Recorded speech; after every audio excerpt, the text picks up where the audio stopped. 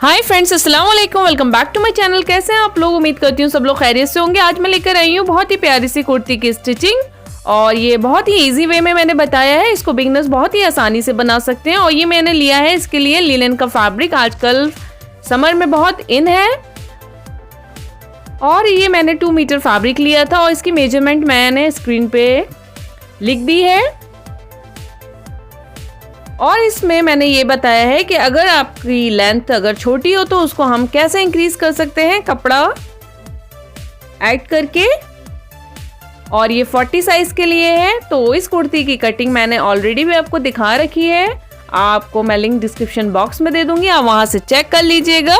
अगर मेरी वीडियोस पसंद आती है तो प्लीज लाइक शेयर सब्सक्राइब जरूर कीजिएगा and don't forget to press the bell icon for new videos notification. और प्लीज कमेंट करके जरूर बताइएगा, इससे मुझे मोटिवेशन मिलता है।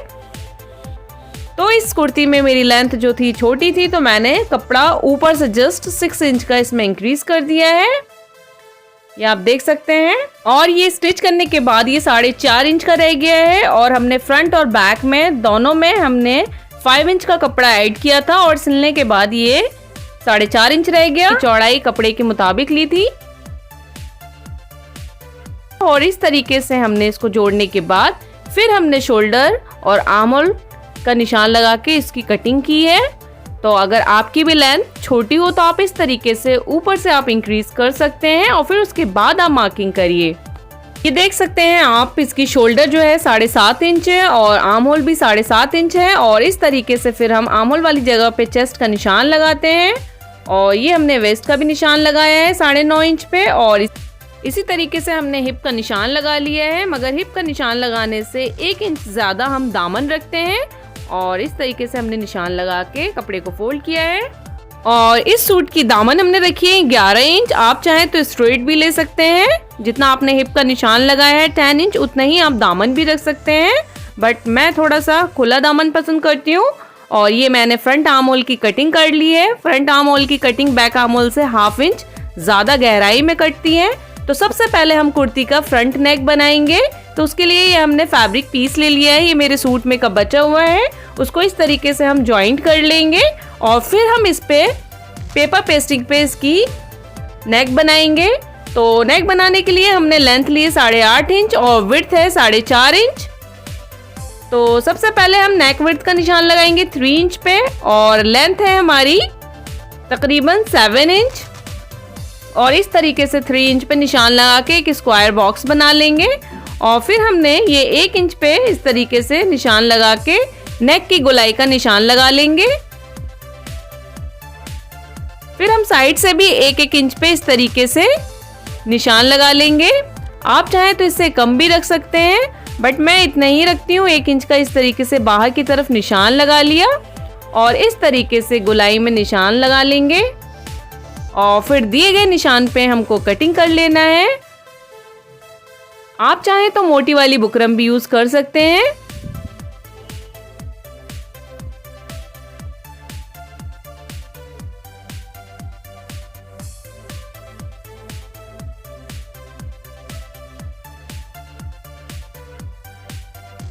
फिर ये जो नेक हमने कट किया है पेपर पेस्टिंग पे, उसको इस तरीके से कपड़े की रॉन्ग साइड पे हम चिपका लेंगे इस तरीके से रखते हुए।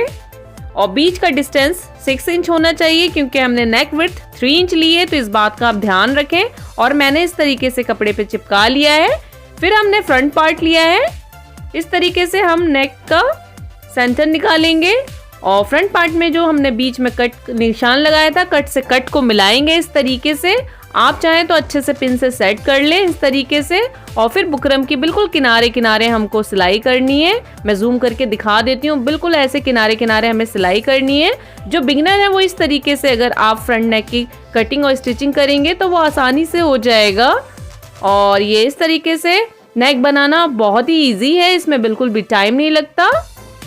और इस तरीके से आप मशीन को रोक रोक के धीरे धीरे बुकरम के बिल्कुल किनारे किनारे आपको स्टिचिंग कर लेनी है। और सही से नीचे से कपड़े को आप करते रहें ताकि कोई झोल ना आए नेक में। और पिन लगाने से ये होता है कि कपड़ा इधर उधर खिसकता नहीं है, इजीली आपका नेक बन जाता है। और आप लोग से रिक्वेस्ट है, अगर मेरी वीडियोस को देखते हैं तो प्लीज पूरा वॉच किया करिए। इस तरीके से किनारे किनारे स्टिच करने के बाद फिर हम पिन को रिमूव कर देंगे। ये देख सकते हैं मैंने एकदम इसके किनारे में सिलाई लगाई है बुकरम से, एकदम किनारे किनारे। और फिर हम इसकी कटिंग कर लेंगे नेक की। तो हमें 1/4 इंच की दूरी पे थोड़ा सा कपड़े में मार्जिन देते हुए हमें इस तरीके से कटिंग कर लेना है। ध्यान रहे जो हमने सिलाई की है वो नहीं कटना चाहिए। इस तरीके से मार्जिन देते हुए 1/4 इंच का हमें कट कर लेना है गोलाई में। और फिर हम इसको इसके अंदर इस नेक में छोटे छोटे से कट लगा लेंगे ताकि जब हम नेक पलटे तो इसमें किसी तरीके का झोल ना आए। फिर हमें इस तरीके से साइड से भी कटिंग कर लेनी है गोलाई में। बुकरम से 1/2 इंच की दूरी पे हमें कपड़े की कटिंग करनी है। ध्यान रहे नीचे वाला जो हमारा फ्रंट है फैब्रिक वो नहीं कटना चाहिए, बस जिस पे हमने पेस्टिंग की है बस वही वाली फैब्रिक हमें कट करना है। और इस तरीके से कटिंग करने के बाद हमें नेक को रॉन्ग साइड पे पलट लेना है और पलटने के बाद अच्छे से हमें आयरन कर लेना है। और ये देखिए ऊपर की तरफ थोड़ा सा जोड़ आया है जो कि इतना नजर नहीं आता। और फिर इसको इस तरीके से डबल फोल्ड करते हुए हमें हेमिंग कर लेनी है। फिर हम बैक नेक बनाएंगे तो कपड़े को इस तरीके से डबल फोल्ड कर लेंगे रॉन्ग साइड पर। और इस तरीके से 3 इंच विड्थ ली है और लेंथ जो है बैक साइड की 4.5 इंच ली है। और इस तरीके से एक स्क्वायर बॉक्स बना लेंगे और नेक की गोलाई का निशान लगा लेंगे। फिर एक निशान और लगाएंगे इस तरीके से 1/4 इंच पर, क्योंकि जब हम बैक नेक बनाते हैं तो वो फैलता है। तो इस तरीके से हमें 1/4 इंच का गैप रखते हुए एक और गोलाई का निशान लगाना है। फिर इस निशान पे हमें कटिंग कर लेनी है।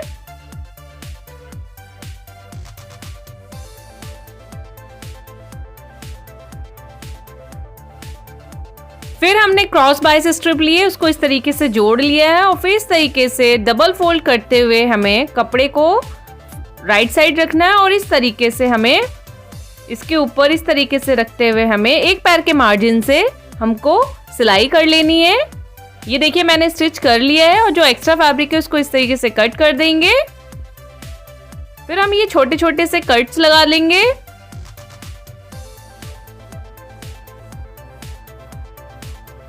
फिर कट लगाने के बाद इस तरीके से रॉन्ग साइड पे फोल्ड करते हुए हमें स्टिच कर लेना है।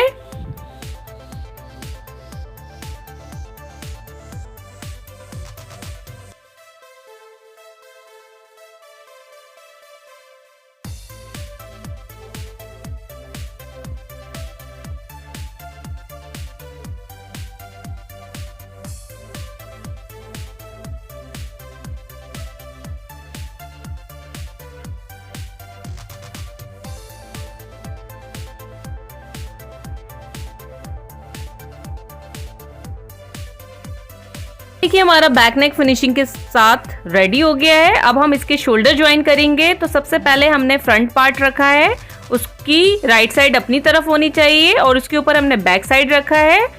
फ्रंट पार्ट को इस तरीके से हम खोल लेंगे और इस तरीके से हमें फ्रंट के ऊपर बैक रखना है। और इस तरीके से हमें ये देखिए जो लाइन है जो हमने स्टिच की है फ्रंट पार्ट पे, उसको इस तरीके से बैक नेक रखते हुए हमें स्टिच कर लेना है। तो इस तरीके से हमें शोल्डर पे सिलाई लगा लेनी है और दोनों शोल्डर पे इसी तरीके से हमें स्टिच कर लेना है। फिर हम कपड़े को इस तरीके से खोल लेंगे, रॉन्ग साइड अपनी तरफ होनी चाहिए और इस तरीके से जो हमने शोल्डर ज्वाइन किया था उसको इस तरीके से हमें फोल्ड करना है और फिर एक बार और इस तरीके से फोल्ड करते हुए पूरे नेक पर हम कच्ची सिलाई लगा लेंगे। फिर बाद में इसको आप खोलकर फिर इसके ऊपर आप हेमिंग कर लेंगे। इसी तरीके से दूसरी साइड पे भी शोल्डर को इस तरीके से फोल्ड करते हुए फिर इस तरीके से नेक वाला एक्स्ट्रा फैब्रिक पीस फोल्ड करते हुए हमें हेमिंग कर लेना है। नेक भी रेडी हो गया, शोल्डर भी ज्वाइन है हो गया। तो अब हम दोनों साइड की फिटिंग की सिलाई लगाएंगे। तो उसके लिए सबसे पहले आप कुर्ती का एक बार फिर से नाप ले लेते हैं। जितनी आपकी नाप होती है उसको इस तरीके से निशान लगा के दोनों साइड पे आप फिटिंग की सिलाई लगाएंगे। तो ये मैंने निशान लगा लिया है। इस तरीके से। तो ये देख सकते हैं चेस्ट 40 था तो उसका इस तरीके से हमने हाफ पे निशान लगाया है 20 पर दोनों साइड से, और दोनों साइड पे हमने मार्जिन रखा है 2 इंच का कि कभी अगर फ्यूचर में ज़रूरत पड़ जाए तो आप उसको खोल के इस तरीके से लूज कर सकते हैं। और कमर पे भी हमने 2 इंच का मार्जिन रखा है।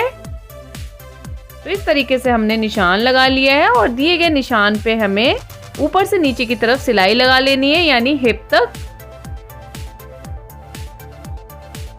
अब हम ऊपर से इस तरीके से सिलाई करेंगे। तो यहाँ पे पक्का करते हुए इस तरीके से थोड़ा कमर वाली साइड पर इस तरीके से गोलाई में हमें सिलाई करनी है।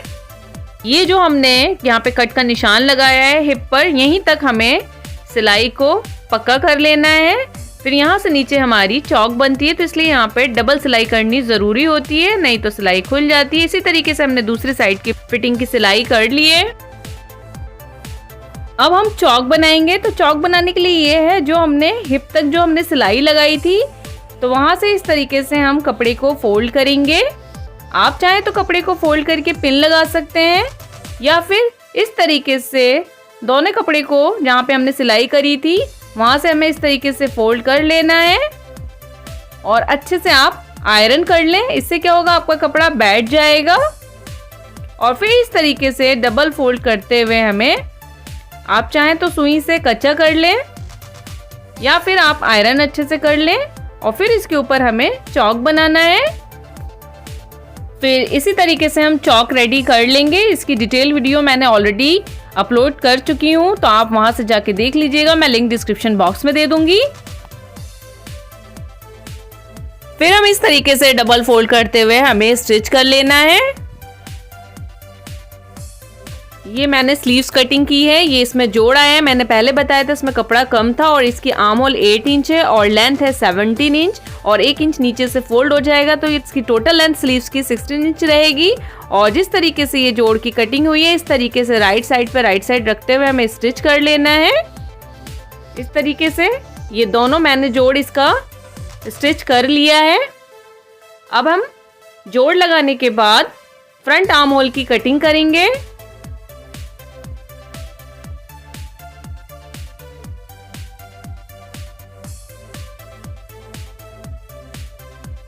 तो इस तरीके से मैंने फ्रंट आर्म होल की कटिंग कर ली है 1/2 इंच पर।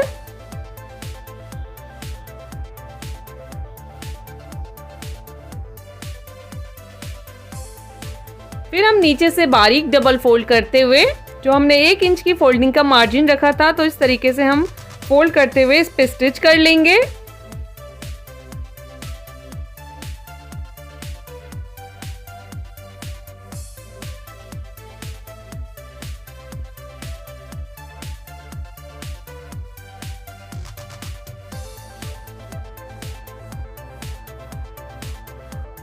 फिर हम स्लीव्स की फिटिंग का निशान लगाएंगे। तो इस तरीके से स्लीव्स को फोल्ड करेंगे और जो भी आपका बॉटम राउंड है उसके हम हाफ पे निशान लगाएंगे। तो मेरा बॉटम राउंड 12 था, तो मैंने 6 इंच पे निशान लगाया और आर्म होल 8 था। तो और इस तरीके से हमें तिरछे में निशान लगा लेना है और इस निशान पे हमें सिलाई कर लेनी है।